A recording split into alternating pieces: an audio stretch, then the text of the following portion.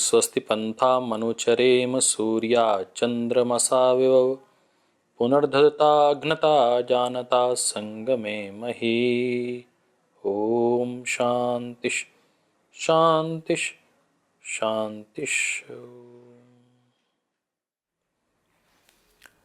दोस्तों मित्रों, आज हम चर्चा करेंगे गौ सेवा को लेकर, गौ संरक्षण को लेकर, गौ संवर्धन को लेकर। गाय हमारी माता है, देश धर्म का नाता है, यह नारा तो हमने बहुत सुना। ऐसा लगता है कि गाय हिंदू धर्म के भावनात्मक रूप से जुड़ा हुआ कोई मुद्दा है। बहुत से लोग यूं कहते हैं कि हिंदू धर्म में गाय का महत्व है, इसलिए हम गाय की रक्षा की बात करते हैं। निश्चित रूप से उसका महत्व है। वैदिक काल से लेकर अब तक ऋषि परंपरा में जहाँ ऋषि दिखाई देते हैं, जहाँ योग दिखाई देता है, वहाँ गाय भी निश्चित रूप से दिखाई देती है। गोविंद भी गौपालक हैं। योगेश्वर भगवान कृष्ण, जहाँ योग के ईश्वर के रूप में उनको लोग जानते हैं, वहीं वह गौपालक के रूप में उनकी पूरे विश्व में एक पहचान है। और योगेश्वर कृष्ण बांसुरी बजाते हुए गाय के साथ किस प्रकार सह अस्तित्व में रह रहे हैं, यह पूरे विश्व को एक संदेश है बंधुत्व का। जब हम पशुओं से इतना प्रेम करते हैं तो हम मानव से कितना प्रेम करते होंगे। और इसलिए मैंने यह मंत्र पाठ किया कि हमें आपसी द्वेष छोड़कर ऐसे कार्य करना है जैसे सूर्य और चंद्र दोनों की जो नेचर है ऑपोजिट है, परंतु वह एक दूसरे के मित्र बनकर, सूर्य और चंद्रमा एक मित्र की भांति द्वेष नहीं करते हैं। दोनों की नेचर, दोनों के थॉट प्रोसेस, कहा गया कि एक ग्रीष्म और एक शरद, एक में उष्मा एक में शीतलता, परंतु दोनों अपने अपने ईश्वरीय कार्य में संलग्न रहते हैं। और ऐसे ही हमें कार्य में लगना है। जो गाय है वो भारतीय संस्कृति में सर्वोत्तम और प्रधान मानी जाती है। विश्व बंधुत्व और सह अस्तित्व का पाठ पढ़ाने वाली भारतीय संस्कृति गौ को किस प्रकार के दर्जे के रूप में देखती है, इसका मैं छोटा सा उदाहरण देना चाहता हूं। माना जाता है भारतीय वाङ्मय में पौराणिक दृष्टिकोण से माना जाता है 84 करोड़ देवी देवता हैं। दोस्तों, वो 84 करोड़ देवी देवता यदि किसी एक में समाहित होते हैं, उसे कहते हैं गौ माता।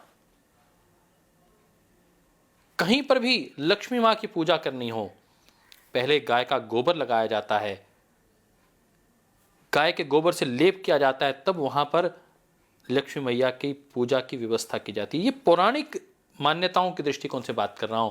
और यदि वैदिक मान्यताओं की बात करें तो महर्षि देव दयानंद ने तो अद्भुत कर दिया साहब। गौ करुणा निधि लिखकर गाय के आर्थिक तंत्र को समझा दिया। वो गाय जो एक गाय काटकर 80 लोगों का पेट भरती है, वही गाय यदि जीवित रहे तो 4,10,440 मनुष्यों के जीवन को वह ऊर्जा से भरपूर कर देती है, उनके स्वास्थ्य की रक्षा करती है। कितनी बड़ी उसकी देन है, इसकी हम केवल मात्र कल्पना ही कर सकते हैं। मेरे हाथ में यह एक लेख है और cause status, cause of war, nature of resources, मैं नहीं कह रहा हूं, महात्मा गांधी कह रहे हैं।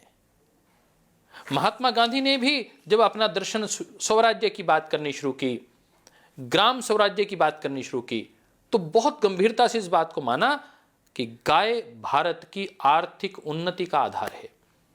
मैसूर के राजाओं ने तो, मैसूर बुल तो पूरी दुनिया में मशहूर है साहब। टीपू सुल्तान ने उसे अपनी युद्ध की यात्रा में शामिल कर लिया था। कहते हैं कि जो विदेशी शासक हैं वो भी इस बात को मानते थे कि बड़े बड़े घोड़े थक जाते हैं, परंतु जब बैल दौड़ता है तो वह थकता नहीं है। गाय किस प्रकार की ऊर्जा से भरपूर है, इसकी आप केवल मात्र कल्पना ही कर सकते हैं। बहुत से वैज्ञानिक ये मानते हैं कि गाय ऑक्सीजन ही लेती है और ऑक्सीजन ही छोड़ती है। मैं इस बहस में अभी नहीं पढ़ना चाहता हूं, मैं इस तथ्य को लेकर कोई प्रश्न चिन्ह या कोई बवाल नहीं खड़ा करना चाहता हूं, परंतु इस बात को निश्चित रूप से आपके साथ साझा करना चाहता हूं कि गाय को लेकर हमारी एक अलग प्रकार की भावनात्मक जो उससे प्रेम है वो तो निश्चित रूप से है ही। ऋषि परंपरा में गाय का विशेष महत्व है, क्योंकि ऋषि परंपरा मायने यज्ञ परंपरा, और यज्ञ परंपरा मायने गौ घृत से यजन। कहा जाता है कि 1 तोला जो गाय के घी का है, यदि उससे यदि किया जाता है तो 1 टन ऑक्सीजन के निर्माण में सहयोग करता है। कितने प्रकार के लाखों आपके आस वक्त इस वक्त बैक्टीरिया घूम रहे हैं, लाखों वायरस घूम रहे हैं। मुझे तो वह दृश्य याद आता है, और मुझे क्योंकि यह 3 दिसंबर की अब घटना आने वाली है जब भोपाल गैस त्रासदी हुई थी। जो लोग उस त्रासदी में फंसे थे, कहते हैं कि जो लोग गाय के उपलों से गौ घृत से यज्ञ कर रहे थे वो बच गए, बाकी लोगों को हजारों लोग मर गए, और जो बचे थे लाखों वह उससे पीड़ित हुए। कई प्रकार के शारीरिक दुष्परिणाम उन्हें झेलने पड़े, जेनेटिक डिसऑर्डर्स हो गए, कई आने वाली पीढ़ियां उससे प्रभावित हो गई। और यह स्पष्ट उदाहरण है, मुझे अच्छे से याद है, एक बार बार उदाहरण मेरे सामने आता है कि पूरी संसद ने भारत की गौवध बंदी पर अपना समर्थन दे दिया था। भारत के तत्कालीन जो प्रधानमंत्री हैं जवाहरलाल नेहरू, उन्होंने कहा कि यदि यह प्रस्ताव पास होता है तो मैं प्रधानमंत्री पद से त्यागपत्र दे दूंगा।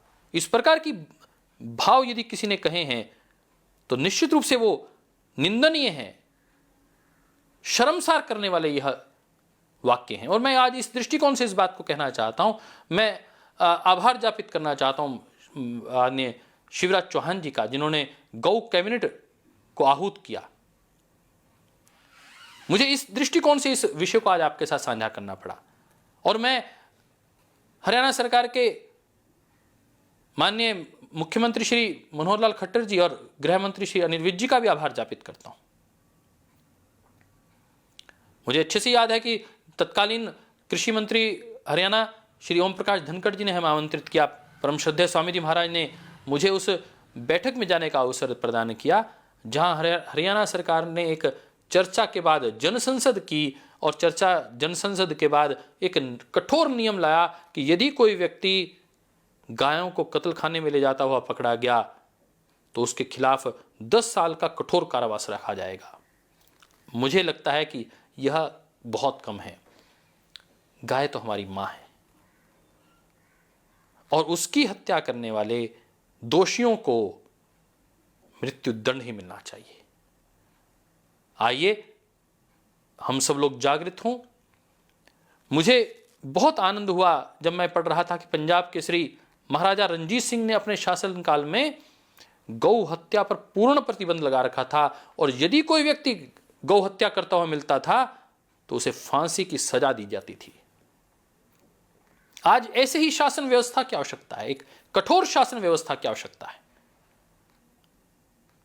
मैं कहना चाहता हूं, यह निश्चित है, यह वाक्य गौ हमारी माता है, देश धर्म का नाता है, देश और धर्म से जुड़ा हुआ नाता की जो बात करते हैं वह निश्चित रूप से सत्य है। परंतु एक बहुत बड़ा विषय है, वह है ऑर्गेनिक खेती का, गौ आधारित खेती। आज परम श्रद्धेय स्वामी जी महाराज बार बार इस बात को कह रहे हैं कि 1960 से 1985 तक जो हमने रासायनिक खाद डाली है, उसके जहर ने आज हर बड़े कुनबे में किसी ना किसी व्यक्ति को कैंसर से पीड़ित कर दिया है। कैंसर के लगातार आक्रमण बढ़ रहे हैं, लगातार केसेस बढ़ रहे हैं, और दुनिया इसको अब समझ रही है, भारत के लोग समझ रहे हैं। और खास तौर पर बठिंडा, कहते हैं कि वहां से जब ट्रेन चलती थी उसको कैंसर ट्रेन का नाम दिया जाता था। वो ट्रेन चला करती थी बठिंडा से हिसार तक, उसका नाम ही कैंसर ट्रेन हो गया।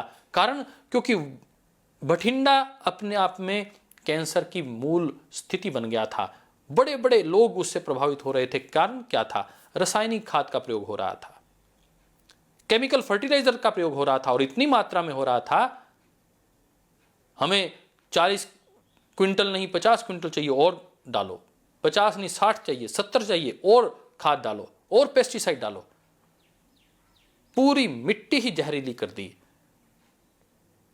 आज 3 साल तक लगातार ऑर्गेनिक खेती, गौ आधारित खेती करने के बाद एक सर्टिफिकेट मिलता है ऑर्गेनिक खेती का। मुझे आपको जानकारी देते हुए ये बहुत प्रसन्नता है कि परम श्रद्धेय स्वामी जी महाराज, परम श्रद्धेय आचार्य श्री के निर्देशन में और हमारे आदरणीय डॉक्टर यशदेव शास्त्री जी, जिन्हें हम बहुत प्रेम से गुरुजी भी कहते हैं, उनके मार्गदर्शन में पतंजलि ग्रामोद्योग आगे की ओर कदम बढ़ा रहा है। गौमूत्र से जहां पेस्टिसाइड का विकल्प तैयार किया जा रहा है, वहां उस गौमूत्र से गोनाइल भी बनाई जा रही है। हमारे सर्फ की उसका विकल्प तैयार किया जा रहा है। फर्श की किस प्रकार सफाई हो, हमारे घर के टॉयलेट्स की कैसे सफाई हो, उसमें किस प्रकार के केमिकल डलते थे, उसका एक बहुत स्वस्थ विकल्प, क्योंकि हमारे बच्चे उस फर्श पर खेलते हैं, उसका हाथ मुंह में डालते हैं। आज गोनाइल पूरी भारत के बहनों ने, भाइयों ने उसको अपनाना शुरू किया है। मैं उन्हें साधुवाद देता हूं।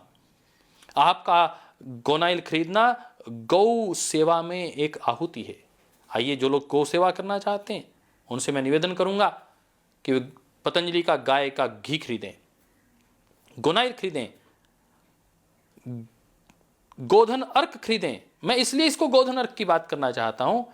मैं अभी पढ़ रहा था वलसाड़ में, गुजरात में 3000 पेशेंट, उन्होंने कहा कि कैंसर से हमने जो पीड़ित थे उनको गो पंचगव्य से, गोमूत्र से हमने ठीक कर दिया। दोस्तों, वहां तो 3000 की बात है। पतंजलि योग पीठ में मैं यदि कहूं हजारों लाखों पेशेंट्स को जो किस त्वचा रोग से और बहुत अधिक किडनी के रोगों से, बीपी के रोगों से, खासतौर पर ओबेसिटी से और उससे भी ज्यादा कैंसर से पीड़ित थे, उनको स्वस्थ करने का कार्य इस गौमूत्र के माध्यम से किया है, इस गोधन अर्क के माध्यम से किया है। आइए हम भी इस गौ क्रांति से जुड़ें, राष्ट्र के नवनिर्माण में अपना योगदान दें। राज्य सरकारें कुछ आगे बढ़ी हैं, उन्होंने संकल्प लिया है, मैं उनको आभार ज्ञापित करना चाहता हूं। केंद्र सरकार ने भी थोड़ा सा इस ओर कदम बढ़ाना शुरू किया है। सिक्किम की सरकार को मैं आभार ज्ञापित करना चाहता हूं। पूरा का पूरा सिक्किम ऑर्गेनिक खेती करता है। क्या उत्तराखंड पूर्णतः ऑर्गेनिक खेती की ओर बढ़ सकता है? क्या हरियाणा पूर्णतः ऑर्गेनिक खेती की ओर बढ़ सकता है? क्या मध्य प्रदेश पूर्णतः ऑर्गेनिक खेती की ओर बढ़ सकता है? आज मध्य प्रदेश की गेहूं पूरे देश में सबसे ज्यादा डिमांड में रहती है, उसके चावल सबसे अधिक डिमांड में रहते हैं। पंचगव्य की बात करें तो दूध, दही, मक्खन के साथ साथ गोबर और गोमूत्र, इनका अपना अपना एक विशेष विधान है, विशेष महत्व है। हम बात कर रहे थे कि किस प्रकार खेत की भूमि जहरीली हो चुकी है, कैसे उसे शुद्ध किया जा सके, कैसे उसे रासायनिक खेती से ऑर्गेनिक खेती की ओर, कुदरती खेती के साथ जोड़ा जा सके। वह कार्य भी बिना गाय के संभव ही नहीं है। 1 एकड़ और 1 गाय का फार्मूला, सुभाष पालेकर जी रहे हों, आदरणीय भाई राजीव दीक्षित रहे हों, गाय को लेकर परम श्रद्धेय स्वामी जी महाराज बहुत गहरी सोच के साथ, बहुत योजना के साथ कार्य कर रहे हैं। और यहाँ पतंजलि योग पीठ में ऐसे 10 प्रयोग चल रहे हैं, अलग अलग 1-1 एकड़ पे, 10 एकड़ पर, कि किस प्रकार हम कुदरती खेती के माध्यम से किस प्रोडक्शन को कितना प्राप्त कर सकते हैं और क्या क्या चीज़ें उसमें जोड़नी चाहिए। जैसे हमने देखा कि गोबर में यदि हम गोमूत्र, नीम, धतूरा, आक, अर्थात जितने भी कड़वे पदार्थ जो आम उपयोग नहीं आते, जिसको गाय नहीं खाती, वह सब यदि उसमें डाल दिए जाए उस गोबर में, तो वह एक रासायनिक खाद का काम करते हैं, एक कीटनाशक का कार्य करते हैं और बहुत उपयोगी उसमें गुड़ डाला जाता है और उस कई प्रकार की प्रक्रियाओं, सब हमारे साथियों को उनका विशेष प्रशिक्षण दिया गया है। जब यहाँ पर ट्रेनिंग हुआ करती थी, मैं जानता हूँ कि उसमें 7-7 दिन की ट्रेनिंग में विशेष रूप से कुदरती खेती को लेकर प्रशिक्षण दिया जाता था। वो गाय जिसको पहले गुरु वशिष्ठ जी के समय पर कहा जाता है कि उन्होंने तो अपने 100 पुत्रों की बलि चढ़ा दी गाय की रक्षा के लिए। जहाँ कामधेनु, कपिला, देवनी, नंदनी, भौमा के नाम से गाय को जाना जाता था, आज 28 प्रकार की नस्लें मोटे तौर पर पाई जाती हैं और लगभग 15 से 18 प्रकार की नस्लें तो पतंजलि योगपीठ में ही मैं देखता हूँ। कि साहिवाल हो, गिर हो, थार पारकर हो और विदेशी नस्ल की जो गाय जर्सी, आज इसको लेकर बहुत A1 मिल्क और A2 मिल्क को लेकर बहुत सी चर्चा मार्केट में रहती है कि देसी गाय ही होनी चाहिए। और लोग तो अब इतने क्रिटिकल हो गए हैं, बहुत गहरे से इस बात को समझ गए हैं कि जर्सी गाय का दूध केवल मात्र दूध हो सकता है, परंतु माँ जैसा गुण यदि है तो वो देसी गाय में है, अपनी साहिवाल में है, अपनी गिर में है, अपनी थार पारकर में है। आइए हम भारतीय नस्ल की गायों को सम्मानपूर्वक पालें, उसकी आवश्यकताओं को ध्यान में रखें, क्लाइमेट चेंज को ध्यान में रखें और उसके पंचगव्य को हम अपनी खेती के साथ जोड़ें और उसे कुदरती खेती की ओर अग्रसर हों। आने वाला समय कुदरती खेती का समय है। मैं अपने युवा साथियों को निवेदन करना चाहूँगा, उनका आह्वान करना चाहूँगा, जो लोग 50,000 रुपये महीने की नौकरी के लिए अर्थात 6 लाख रुपए के पैकेज के लिए काम करते हैं, आइए 1 एकड़, 2 एकड़, 10 एकड़ लैंड लीजिए अपने आसपास। बहुत से लोग ऐसे हैं जिनके पास भूमि है परंतु वो खेती नहीं करना चाहते, खेती करने योग्य उनके पास सामर्थ्य नहीं है, समय नहीं है, क्षमता नहीं है, सोच नहीं है। आइए आप विज्ञान को जोड़िए, गौ माता के वरदान को जोड़िए। विज्ञान और गौ माता का वरदान जुड़ेगा तो वही खेती आपके लिए सोना उगलने लग जाएगी। मेरे देश की धरती सोना उगले, उगले हीरे मोती, यह गीत केवल मात्र गीत नहीं बन जाएगा, ये वास्तविकता हो जाएगी। और मैं इस दृष्टिकोण से कह रहा हूं कि सागर में हमारे एक साथी भाई आकाश चौरसिया जी इसको कार्य को कर रहे हैं। उस भाई ने 1 एकड़ से कार्य शुरू किया। MBA करने के बाद, कंप्यूटर को जोड़ने के बाद, विज्ञान, तकनीक, जिज्ञासा, लगन, जुझारूपन, इस सब ने उसको एक अनूठा कृषि वैज्ञानिक बना दिया है। उसे भारत सरकार ने सम्मानित किया। पतंजलि योगपीठ का वह कार्यकर्ता, मध्य प्रदेश का हमारा किसान प्रभारी, वो कार्यकर्ता आज चहुओर की उसकी गूंज सुनाई देती है। मध्य प्रदेश से उठकर ऐसे मैं बहुत से भाइयों को जानता हूँ, ऐसे राजस्थान, ऐसे गुजरात में ऐसे गिर का एक भाई हैं जो केवल मात्र गिर के गायों को लोगों तक पहुंचाने का बड़ा काम कर रहे हैं। गौमूत्र जो सर्वोत्तम औषधि के रूप में कई पेटेंट हो चुके हैं, जिसके खास तौर पे लीवर गाय के विषय में एक बात आप सबको पता होगी मुझे लगता है, परंतु फिर भी मुझे काफ़ी देर में पता चली। हमारे घर में तो गाय रही, दादाजी गाय को पाला करते थे और मुझे अच्छे से याद है कि जो गाय का दूध पीकर बड़े होते हैं बच्चे, वो कभी भी सुस्त नहीं होते, वो प्रमादी नहीं होती, वो आलसी नहीं होते, वह सदैव सजग रहते हैं, सदैव जागृत अवस्था में रहते हैं, सदैव क्रियाशील रहते हैं। और ये आप दूध पिलाकर देख लीजिए। मैं बात कर रहा था गाय की। गाय के 4 पेट होते हैं, 4 खाने होते हैं। गौ और पंचगव्य, इन दोनों की वैज्ञानिकता के ऊपर लगातार कार्य हो रहा है।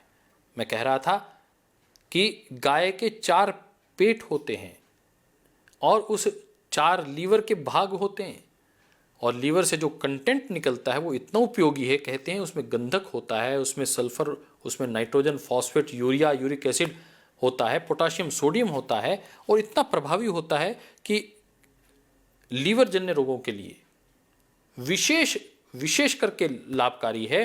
और खास तौर पे जो स्प्लीन है, जहाँ से हमारे एंटीबॉडीज बनती हैं, उसके लिए विशेषकर हितकारी है। तो जो रोगी लीवर जनित, जिनका लीवर बहुत कमज़ोर हो चुका है, जिनकी मेटाबॉलिज्म बिल्कुल डिस्टर्ब हो चुकी है, जिनका स्किन डिजीज़ है, जिनको बहुत ज़्यादा क्रोनिक इन्फेक्शन है, कैंसर है, खास तौर पे कैंसर पेशेंट्स में हाईली इफेक्टिव है। मुझे बहुत आनंद हुआ जब पतंजलि योगपीठ में हमारे पूज्य स्वामी यज्ञदेव जी, परम श्रद्धेय स्वामी जी महाराज के निर्देश से पूरे भारत में यज्ञ के प्रचार प्रसार में संलग्न है, उसकी वैज्ञानिकता को लेकर संलग्न है। उन्होंने गाय के गोबर से निर्मित बहुत मैकेनिकली बहुत सुंदर संविधाओं का निर्माण किया है। गाय के गोबर से बनी हुई संविधाओं से यदि हम यज्ञ करते हैं तो वायरल लोड कम होता है। आज पेंडेमिक का स्थिति में आप सबसे मेरा निवेदन है, गाय के घी से, गाय के गोबर से यदि हम नीम डालकर अपने घर में धुआं करते हैं तो बहुत प्रभावी रहेगा। गूगल डालिए अपने घर में, लोबान डालिए, चारों ओर सुगंधी हो जाएगी। और यदि इसमें नीम के पत्ते भी डालते हैं तो घर में कोई मच्छर नहीं आएगा, धुआं नहीं रहेगा, बैक्टीरिया नहीं रहेगा और वायरल लोड लगभग 90% आपके घर का कम हो जाएगा। ये इतनी वैज्ञानिकता से भरा हुआ गौवंश, गौ माता का वरदान है हमारे साथ। एक चीज अंत में आपके साथ साझा करना चाहता हूं। गाय मां के रूप में केवल दूध के एक सप्लीमेंट का काम ही नहीं करती है, हमारी खेती को संवारने और सजाने का काम नहीं करती है। गाय बहुत बहुत अद्भुत कार्य कर रही है। इसकी एक वानगी आपके साथ दूंगा, अगली बार फिर इसके विषय में आपके साथ चर्चा करेंगे। आज गाय, जो व्यक्ति लॉनलीनेस महसूस कर रहा है, जो व्यक्ति बहुत ज्यादा डिप्रेशन महसूस कर रहा है, तनाव में है, टेंशन में है। मैंने अभी पिछले दिनों एक रिपोर्ट सुन रहा था जी न्यूज पर, बड़ा आश्चर्य हुआ। मैंने उसको गहराई से अध्ययन करना शुरू किया तो पाया कि यूरोप के वैज्ञानिक गाय के ऊपर विशेष कार्य कर रहे हैं। कह रहे हैं कि जिनको टेंशन थी, जिनको हाई ब्लड प्रेशर था, जिनको हृदय रोग था, वो गाय का जाकर उनको सेवा करने का अवसर दिया जाता है। हजारों डॉलर उनसे लिए जाते हैं साहब। गाय पालकों का अलग से एक स्थान तय किया गया है। हजारों डॉलर लेकर गाय की सेवा करने का अवसर, एक दिन कुछ घंटे उसके साथ बिताने का अवसर दिया जाता है। और आपको जानकर आश्चर्य होगा, जिनको नींद की समस्या है, बहुत गहरा तनाव रहता है, वो लोग जब गाय का आलिंगन करते हैं और गाय उनको जब प्रेम करती है, वो मातृ स्वरूपा गाय के आलिंगन से, प्रेम के स्पर्श से उनके जीवन में एक नया आलोक, नई चेतना आती है, नया विश्वास जागृत होता है और कई प्रकार की मानसिक रोगों से मुक्त होते हुए अनुभव किया जा रहा है कि पूरा विज्ञान आश्चर्यचकित है कि गाय का, अभी तो हम पंचगव्य ही कह रहे थे, अभी हम बात कर रहे थे कि गाय का श्वास कितना उपयोगी है, अब ये बात आ रही है कि गाय का आलिंगन कितना उपयोगी है, गाय का स्पर्श कितना उपयोगी है, गाय के एक सेवा करने से व्यक्ति के जीवन में क्या आ सकता है। आइए, अपने जीवन में पुण्यों को यदि आप अर्जित करना चाहते हैं, मैं तो कहता हूं और मैं अपने परिवार में भी इस बात को गंभीरता से इसका पालन करता हूं कि अपने परिवार में यदि कोई सुख दुख हो जाए, गाय के पास अवश्य जाइए, आशीर्वाद लेके आइए, आपके जीवन में प्रसन्नता आ जाएगी। बहुत से लोग वास्तु दोष की बात करते हैं कि हमारा घर में ये सुखद नहीं हो पा रहा, वास्तु दोष होगा।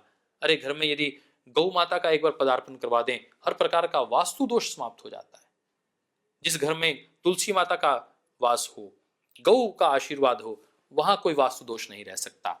आइए, अपने जीवन में यदि आप हर प्रकार के तनावों से मुक्त होना चाहते हैं, जीवन में उन्नति और संपत्ति को प्राप्त करना चाहते हैं, धन धनाढ्य ऐश्वर्य को प्राप्त करना चाहते हैं, तो गौ सेवा की ओर अग्रसर हो जाइए। मैं जानता हूं भारत सरकार के माननीय प्रधानमंत्री जी और कृषि मंत्री महोदय ने प्रयास आरंभ किया है। परम श्रद्धेय स्वामी जी, परम श्रद्धेय आचार्य श्री से लगातार वो संपर्क में हैं और हम भी भूमि के चिकित्सक, भूमि के डॉक्टर, ऐसे सॉइल डॉक्टर्स तैयार कर रहे हैं जो इस मिट्टी की उर्वरा शक्ति को बढ़ाने का काम भी करेंगे और गौ संवर्धन के साथ गौ आधारित कृषि को आगे बढ़ाने का कार्य करेंगे। आइए, प्रयास पूर्वक गौशालाएं जाएं, गौशालाओं की देखभाल करें और गौ को कत्ल खाने जाने से बचाते हुए गौ को भारत की आर्थिक आजादी की महाशक्ति, भारत को महाशक्ति बनाने के इस महाप्रयास में आप भी जुट जाएं। पतंजलि योगपीठ के इस पुरुषार्थ के कार्य में आप भी संलग्न हो जाएं। आप यदि गाय की सेवा नहीं कर सकते, आप गाय को पाल नहीं सकते, कम से कम गाय घी तो खरीद सकते हैं, गाय का दूध तो खरीद सकते हैं, गौ मूत्र, गौधन अर्क खरीद सकते हैं। इन छोटे छोटे प्रयासों से आप गौ संवर्धन के कार्यों में अपना योगदान दे रहे हैं। आपका एक एक रुपया पतंजलि योगपीठ में सैकड़ों रुपए बनकर गौ सेवा के कार्यों में उपयोग हो रहा है। अनेकों गौशालाओं को पतंजलि योगपीठ प्रत्यक्ष और परोक्ष रूप से सहयोग कर रहा है। आइए, पतंजलि योगपीठ की यदि आप सफलता की महिमा देखना चाहते हैं तो उसके पीछे दो ही बड़े तत्व मैं जानता हूं, वह है सेवा और यज्ञ। चाहे वो गौ की सेवा हो, चाहे वो योग की सेवा हो, चाहे वो मानवता की सेवा हो, एक सेवा तत्व और दूसरा यज्ञ।